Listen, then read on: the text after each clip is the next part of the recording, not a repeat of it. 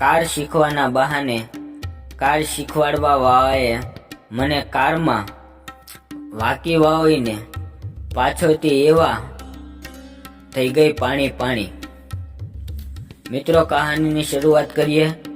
મારું નામ માધુરી છે. મારી ઉંમર 20 વર્ષની છે અને હું કોલેજમાં જાઉં છું અને દેખાવમાં જોરદાર લાગુ છું અને હું એક બિંદાસ છોકરી છું.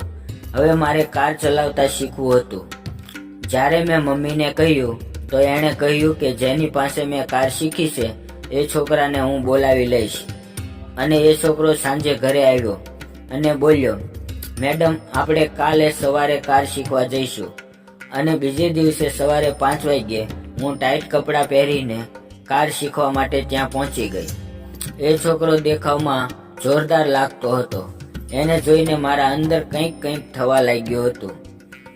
પછી તેણે મને ઓફિસમાં બોલાવી અને ટ્રાફિકના નિયમો જણાવ્યા અને કીધું કે તમારે 15 દિવસ સુધી દરરોજ આવવું પડશે. અને મેં આમાં જવાબ આપ્યો. પછી અમે બહાર આવ્યા અને કારમાં બેઠા. તેણે મને ડ્રાઈવરની સીટ પર બેસાડી અને પોતે બાજુની સીટ પર બેઠો.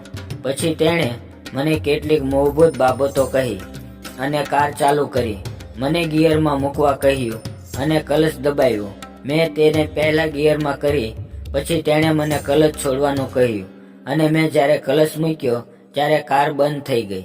3 થી 4 વાર આવું થયા પછી તે નીચે ઉતર્યો અને ડ્રાઈવર સીટનો દરવાજો ખોલ્યો અને કહ્યું, બહાર આવો. હું નીચે ઉતરી અને તેણે સીટ પાછી ખસેડી અને તેના પર બેસી ગયો. પછી તેણે મને કહ્યું કે હવે મારા ખોળામાં બેસો. હું તમને જણાવું કેવી રીતે કરવાનું છે.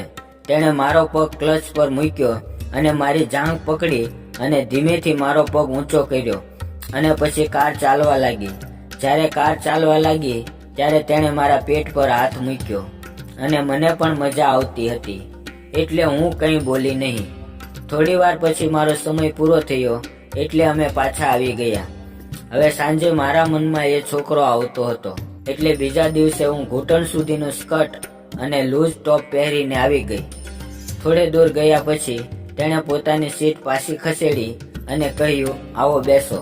હું ડ્રાઈવરની સીટ તરફ ગઈ અને બેસવા લાગી અને હું એના ખોળામાં બેસી ગઈ. એવું 2 થી 3 દિવસ ચાલ્યું. હવે હું એને પસંદ કરવા લાગી હતી. પછી થોડા દિવસો સુધી બધું સારું ચાલ્યું. તે મારા ગરમ શરીરને કોઈને કોઈ રીતે સ્પર્શ કરતો રહ્યો અને હું પણ એના ખોળામાં મજા કરતી રહી. એકવાર હું મિની સ્કર્ટ અને સ્લીવ લેસ ટી શર્ટ પહેરીને ગઈ હતી અને આજે તો મેં પણ મજા લેવાનું વિચાર્યું હતું. તેણે મને સીધી ડ્રાઇવિંગ સીટ પર બેસાડી અને એ બાજુમાં બેસવા લાગ્યો.